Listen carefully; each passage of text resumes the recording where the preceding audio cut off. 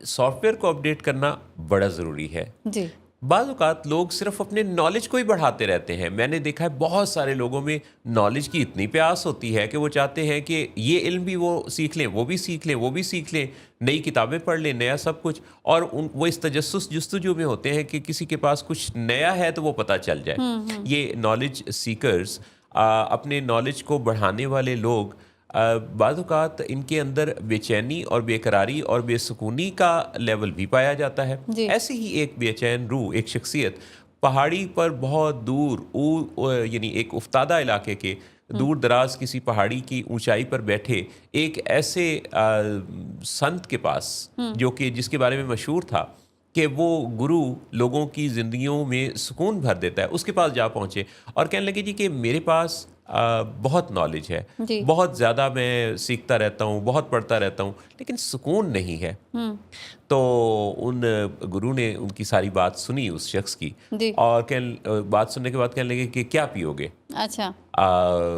انہوں نے کہا کہ نہیں، کوئی تکلف کی ضرورت نہیں. انہوں نے کہا کہ چلے میں آپ کے لیے نا چائے کا ایک کپ اچھا آپ کو پلاتا ہوں. اچھا جی. چائے کا کپ رکھا اور اس کو جناب انہوں نے بھرنا شروع کیا کیتلی سے. اور بھرتے بھرتے جب وہ کپ بالکل بھر گیا تو اس میں سے جو چائے تھی وہ گرنے لگی. اچھا.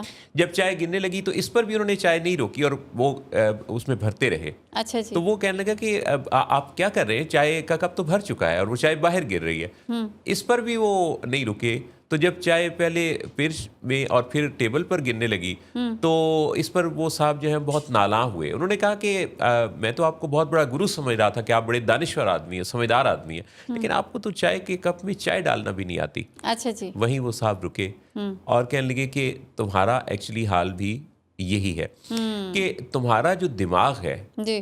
وہ نالج سے تم بھرنا چاہتے ہو، لیکن اس کی کتنا نالج چاہیے جی جی جی. جو کہ تمہاری زندگی کے لیے، سکون کے لیے، اطمینان کے لیے ضروری ہے، وہ تمہیں نہیں پتا. تم نے اس کے لیے کوئی حد نہیں قائم کی ہوئی اور کنزیوم کم کرنا ہے، اور کنزیوم کم کرنا ہے. تو یہ والی وہ چیز تھی. تو کئی دفعہ کوئی سمجھدار آدمی، گرو، کسی ایسے تجربے سے کوئی ایسی چیز مشاہدہ کروا دیتا ہے جس سے کہ دوسرے کو ایک اسٹرانگ میسج نہ بھولنے والا مل جاتا ہے.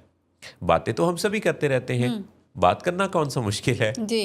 کہتے ہیں کہ بات چلی تو نیل گگن سے تارے توڑے لوگوں نے. واہ واہ واہ. کام پڑا تو آنکھ چرا لی جان سے پیارے لوگوں نے. واہ واہ واہ واہ، کیا بات ہے، سبحان اللہ محسن. تو باتیں کرنے کے تو ہم بڑے دھنی ہیں اور ہم بڑے باتیں کرنے کے اور بات چلانے کے ہنر کے بڑے ہم باکمال لوگ ہیں.